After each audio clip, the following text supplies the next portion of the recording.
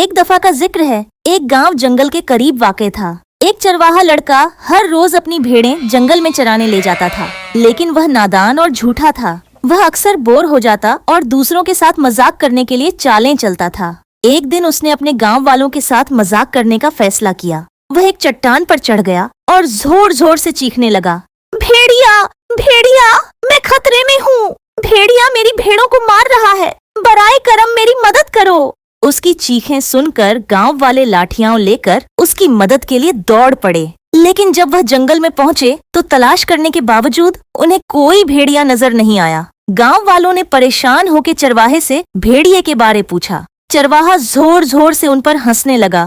گاؤں والوں کو سمجھ آ گئی کہ لڑکے نے انہیں بے وقوف بنایا ہے۔ غصے اور مایوسی کے ساتھ وہ واپس گاؤں لوٹ گئے اور کہنے لگے، ہم اب کبھی اس پر یقین نہیں کریں گے۔ چند دن بعد ایک حقیقی بھیڑیا آ گیا اور اس کی بھیڑوں پر حملہ کر دیا۔ خوفزدہ ہو کر لڑکا جتنا زور سے چیخ سکتا تھا چیخنے لگا، بھیڑیا بھیڑیا، وہ میری بھیڑوں کو مار رہا ہے، برائے کرم میری مدد کرو، اس بار میں سچ کہہ رہا ہوں۔ لیکن گاؤں والوں نے سمجھا کہ وہ پھر جھوٹ بول رہا ہے۔ انہوں نے اس کی بات کو نظر انداز کیا اور مدد کے لیے نہیں آئے۔ بھیڑیے نے بہت سی بھیڑوں کو مار دیا اور کچھ کو اپنے ساتھ لے گیا۔